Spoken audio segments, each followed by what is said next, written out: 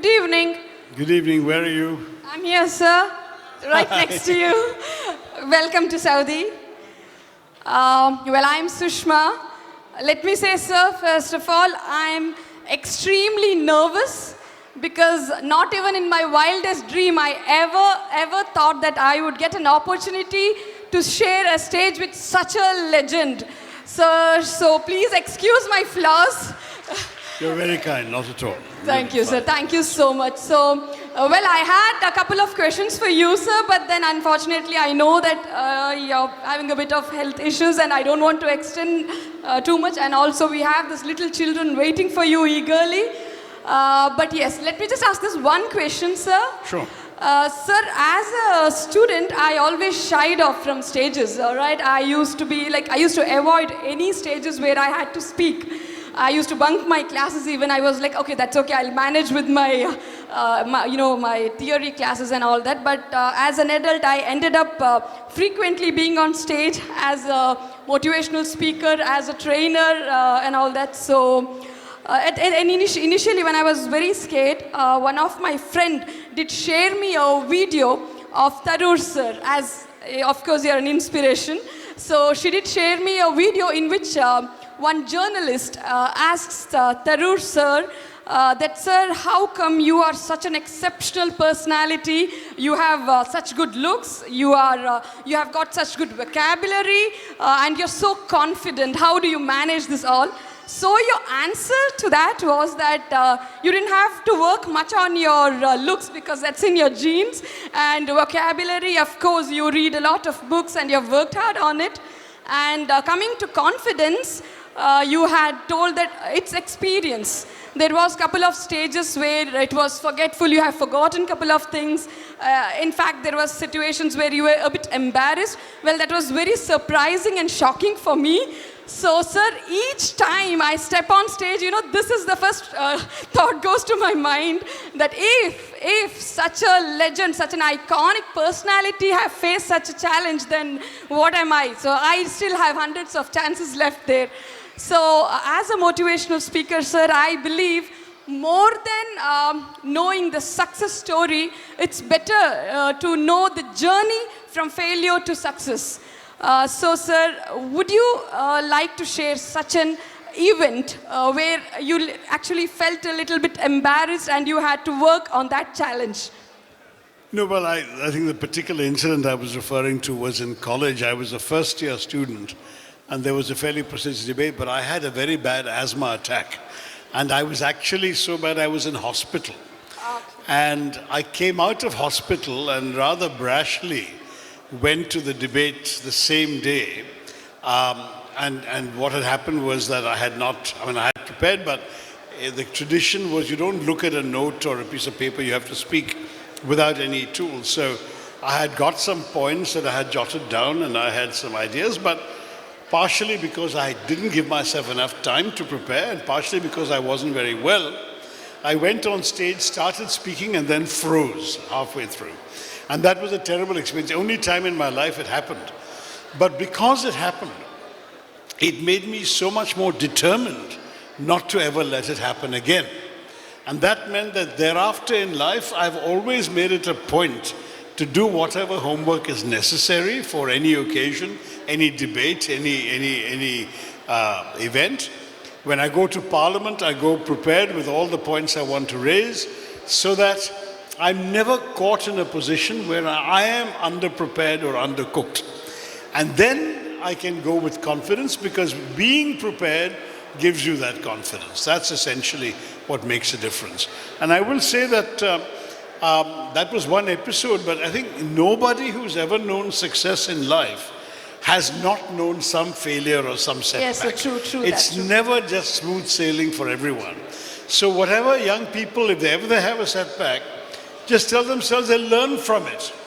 They'll learn why that went wrong and ensure it doesn't go wrong again the next time. Thank you, sir. Thank you. As always, very impressive. So let me not extend this more because we have this little children waiting. So we have 5 Indian international schools here. that is Indian International School, New Middle East International School, Al Aliyah International School, Al Alif International School, and Al Yasmin International School. Welcome, dears. So ready? All set? Okay. So do we have the volunteers here? Please. Yeah, all right. First question, New Middle East International School, Nathan Prabhu. Can you please stand up, my dear? Good evening, sir. Good evening. What class? My name is Nathan Prabhu from class 10 of New Middle East International School, Riyadh. Do you believe the United Nations is a relevant part of our society? What should be the structure of such an organization to help resolve the challenges we face today? Thank you. Yeah, well, the United Nations was founded at the end of the Second World War.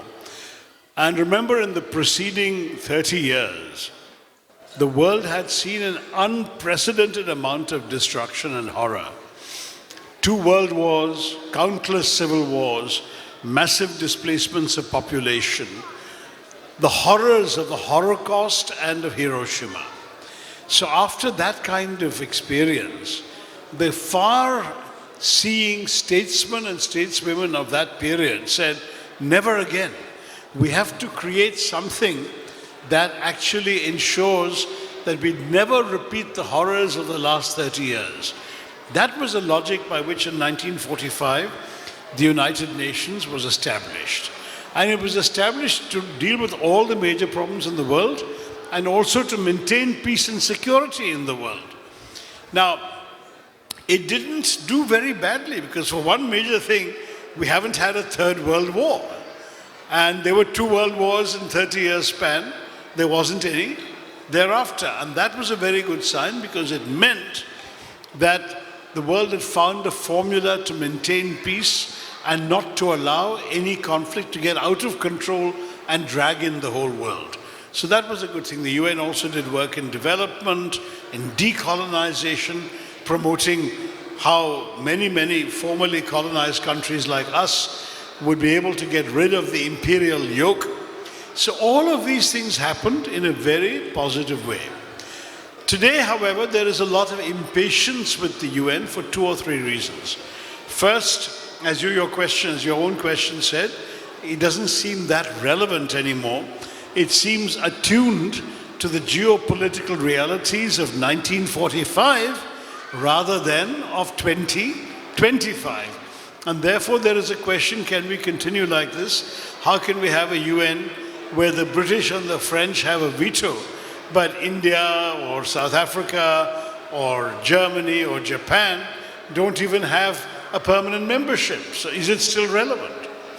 All I can say is the case for reforming the UN is very much there, and you can certainly imagine ways in which the Security Council could be made more representative and thereby more acceptable.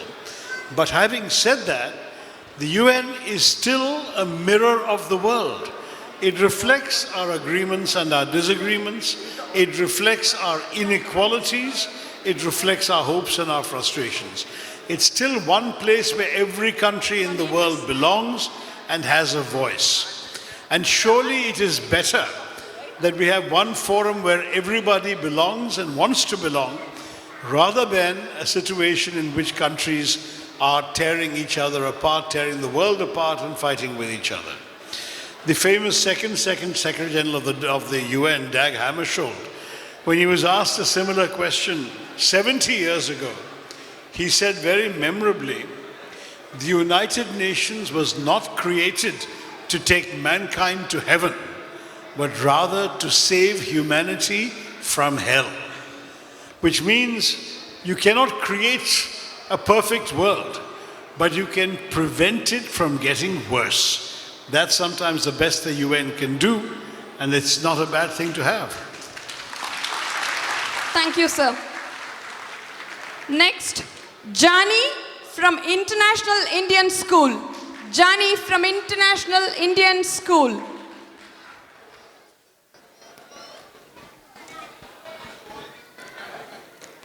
Good evening, sir. I'm Jani Hari from Grade 10 International Indian School, Riyadh. It's a great pleasure for me to be here today, partaking in this enlightening and beneficial session. Thank you, Jani. Which class are you in? Grade 10. Okay.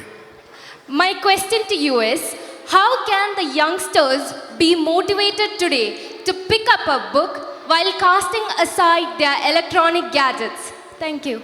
That's a very good question and a very tough one to answer. Because Thank you, sir. I keep meeting parents in India whose children think of books as only being linked to homework and schoolwork and studying, and they don't understand that books can also be a source of pleasure, of entertainment. That breaks my heart because in many ways, I grew up on books. Whatever I am, I learned through reading. I was an asthmatic child, as I was mentioning earlier. I was frequently bedridden, ill, difficult to breathe, unable to sleep. I had to sit up in the pillow all night. What could I do? I read, and books became my entertainment, my education, and my escape. But today, as you rightly said, children have so many other gadgets. Before gadgets, they have television with hundreds of channels they can choose from. They have laptops and computers. They have mobile phones. They have PlayStation and Nintendo.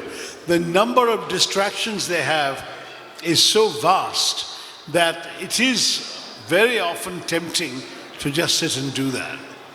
Now, the book is not, in my view, out of date. It's just that the book is being read by a smaller and smaller percentage of people.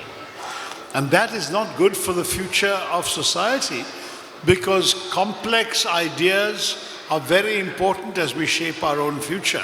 And you don't get complex ideas from playing a video game or watching a TV show. You get it by engaging with words and ideas in books and coming up with the understanding yourself. Even a fiction book, if you were reading.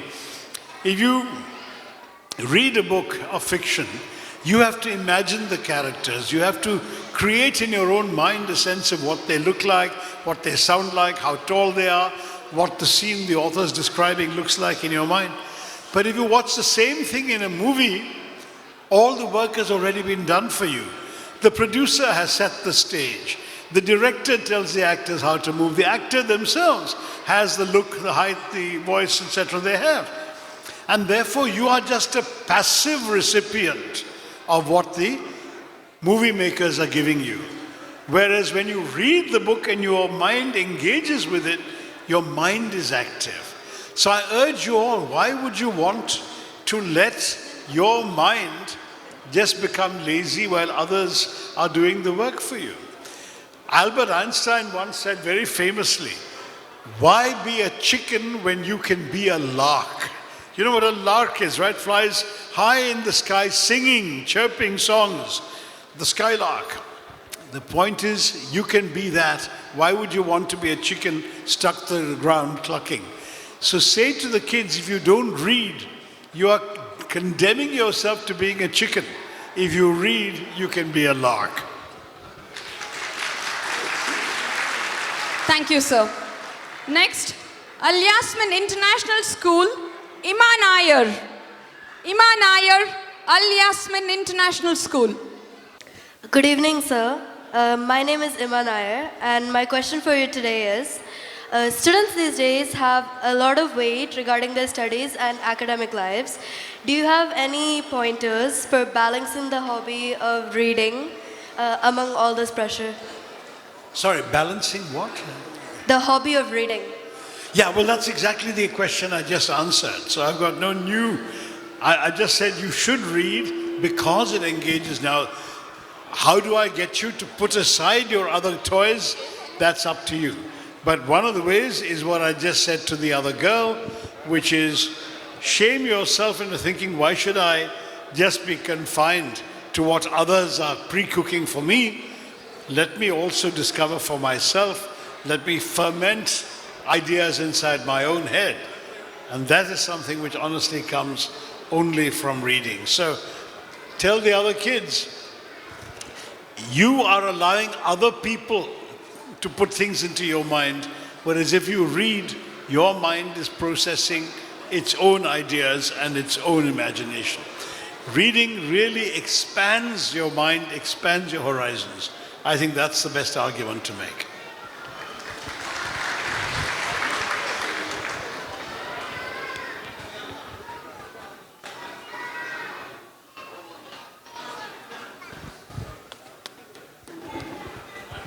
Thank you, sir. Next, Al Aliyah International School, Aaron Jacob. Al Aliyah, Aaron Jacob.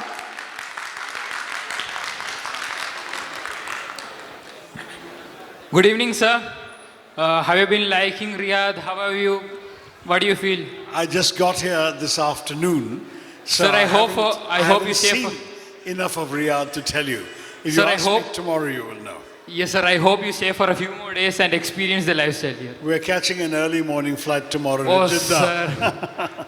Then Anyway, come again. I Visit will. us again. I'll come again when I'm feeling better. We'd love to have you here. Yeah. Sir, my question to you is, first of all, let me introduce myself.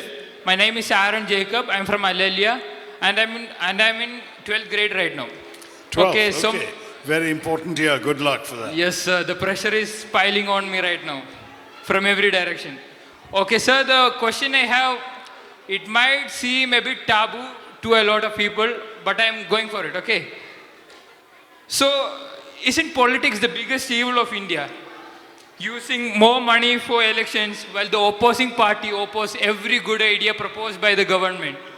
And politicians accumulate vote from one party and win, and then they move on to another party for better lifestyle. Isn't that cheating on the people? Saudi Arabia has become a well-developed country right now and is developing right now on a faster pace. And isn't that because it's not a republic country? It's because we are run by a king, right? Like, what are your opinions on it, sir? Thank you. Thank you. It's a very, very, very good question.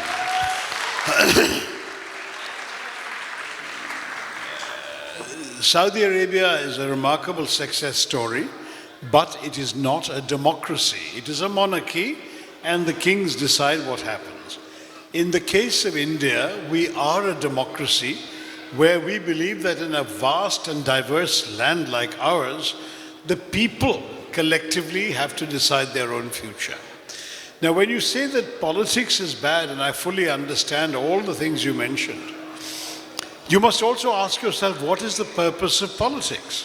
What is politics? Politics is about having a conception of a better society and of advocating your conception so that you can advance ideas to make your country a better society. In a monarchy like Saudi Arabia, the king and his advisors, they have the ideas and they implement it. In India, politicians are meant to advance these ideas, and the elections are a way of determining which ideas the people of India want to see given a chance to make a difference. Now, the big problem, I agree with you, is when people who have advocated a particular vision of a better India then switch sides and go to the opposite camp. That is very difficult to accept, because that means that either everything they said before was a lie or everything they're going to say in future is false. That both can't be correct. You can't stand for one vision of India one day, another vision of India the opposite day.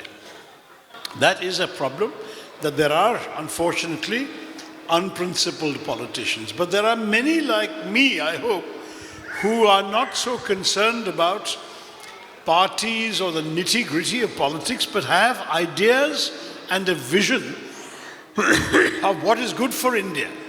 For example, in my speech earlier today, I talked about an India where all communities live together, where all people of all religions should not be separated from each other. That is my vision. I will always stand for that vision. And it's very important to understand that that's why I cannot go with a party that privileges only one religion over the others. You see the point? So you must have your own convictions. And believe me, if you were to come into a country where it is a democracy and you have the right to advocate a point of view, you will soon find yourself getting passionate about it. And that will be what democracy ultimately does for you is you can argue for the kind of India you want to see. And remember, the ideas matter, the party and the political process are just the vehicles to get you to that idea.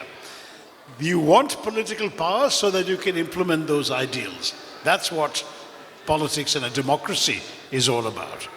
And don't ever let any children in your class tell you, oh, I'm not interested in politics. Because the truth is, whether you're interested in politics or not, politics is interested in you. Because politicians are taking the decisions that will affect your life, will affect your job opportunities, will affect what kind of taxes you pay, will affect what kind of inventions this country is going to be able to take forward. Everything is being decided by politicians who make policy. So you better be interested and not abdicate to others your rights to determine your own future. Thank you, sir. Next question, Alif International School, Mohammed Fadil Lukmat. Mohammed Fadil Lukmat. Good evening, sir. How are you doing? How are you, Mohammed? Thank you, sir. I'm not very well, as you can hear in my voice, so I won't. It will be okay, sir. So, I'll introduce myself. I'm Muhammad Fadil Lukman from grade 10th, Alif International School. And my question to you is that, can you share your perspective on the importance of culture diversity in today's globalized world? Cultural diversity is very important. In fact, it's a very important issue that you raised, because we have to respect the idea of each culture preserving its own strength while being open to influence and to learn from other cultures. We should not see culture as a closed box. It should instead be an open window, an open door. Our culture thrives, but we also interact with other cultures. We learn from other cultures, and we give our experiences to other cultures as well. And that's how diversity is preserved. The world would be a very poor place if everybody were all alike, everyone dressed alike, everyone ate alike, everyone had the same music and the same dance and spoke the same language. But as long as the world is not like that, we should celebrate the fact that we are each so different, because then we can in turn learn from others and they can learn from us. Well done. Thank you, sir. Next, Khadija Niza. Khadija Niza.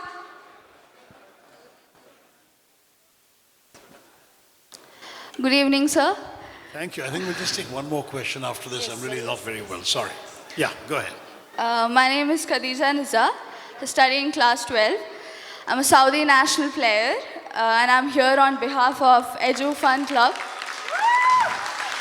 Thank you. Wonderful, and good luck to you in your class 12. Thank you. So my question to you is, if elected, what major decisions will you make for the Indian and expatriate youth? What sort of conditions? Is that what you say? Like what major decisions will you make for the What kind of Indian? decisions will I make?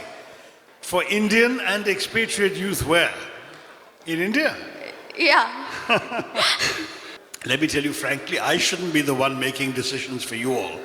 Once you get old enough, and by the time you finish class 12, you'll probably soon be old enough, you should have enough of an ability to make decisions and choices for yourself. I am somebody who believes very much in empowering people to decide things for themselves, to make their own choices. In fact, I have advocated in India that we should allow young people under 30 or under 35 maybe to have reserved seats in parliament so that we can hear the voice of young people when we debate issues that affect the young. India, I'm sorry to say, has the world record for the largest gap between the average age of the population, which is only 28, and the average age of the cabinet, which is 64. So That's a world record. We don't want that world record. I would like to see more young people coming up into positions of authority. You have a young decision maker in your country. I hope that in India too we'll get more young people coming and rising up. I will say, however, that you must never forget that ultimately the best solution for any society is a combination of both young and old. Experienced people have a lot to contribute, including because they have learned from their mistakes. Young people have not yet made the mistakes, and therefore they might be brash enough to believe very young that they have all the answers. So it would be good to balance the young and the old together and move the society forward. I hope that you will do that. We are both very young countries, Saudi Arabia and India, in terms of population. And I certainly hope that the youth of the two countries will work very well together in the future. Good luck for your final year. Thank you. Thank you, sir. Thank you very much. My dear children, considering, excuse me. Dear children, thank you very much.